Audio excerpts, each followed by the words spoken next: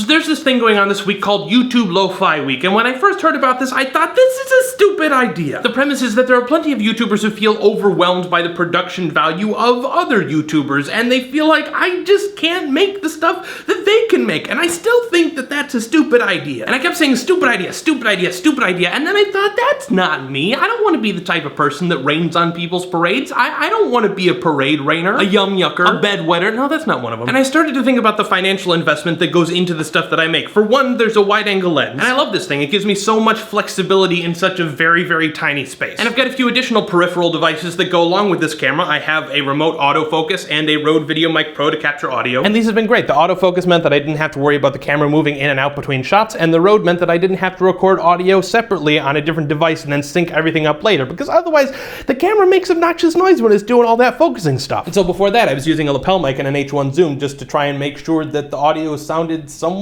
decent without a ton of random background noise. Man, these were an investment. Let's get rid of them too. Of course, it's not all just recording equipment. I use Magic Bullet looks to help fix my skin tone and then also to kind of do some basic color correction stuff. Plus, it'd be tricky to do the types of videos that I do without having an editor that lets me do distinct video and audio cuts quite easily. Now let's go back to the camera. I got this a while ago. It's the Canon 650D with the silent sorta kit lens. And I like it. I've got a lot of great use out of it, especially this screen that comes out, so I can look at it like this and know whether I'm in frame. I don't know if I'm in frame right now on this camera, but this camera is benefiting from the softboxes that I use to light my videos. This whole thing, this costs money, my friend. So let's get rid of that. And that. Now we're in trouble. So I guess barring those expenses, we'll just stick with the floor lamp that I happen to have.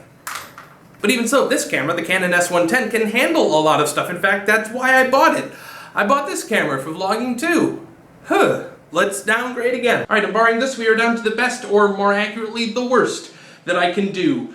The FaceTime camera on my iPhone 4, which I had to charge specifically for this event because it has been in storage for quite some time. And the truth is, this isn't terrible. I can't quite tell where the lens is, so I'm not sure if I'm making eye contact with you, but you're gonna have to believe me. If you have something valuable to say, you can do it using the tech that you happen to have available. You don't need to have all of this ridiculous equipment. But the problem that I have with this low tech week idea is that it implies that there's something wrong about wrapping your content in good production quality. To me, that's about as abhorrent as a no makeup YouTube week, because, you know, we should be able to appreciate you for who you are as opposed to who you plaster yourself up to be. Because that's not what makeup is. It's an art form unto itself that can be used to enhance the things that you already bring to the table, and you should feel no shame in deciding that you want to express yourself that way. And just like makeup, you do not need thousands and thousands and thousands of dollars of stuff. What you need is the time and energy to work with what you have. You could do every special effects shot that you see in the movies if you were to take the time and draw every tiny pixel, but don't do that, because that's just dumb. But what you can do is take the inexpensive hardware and software that you have and take a long time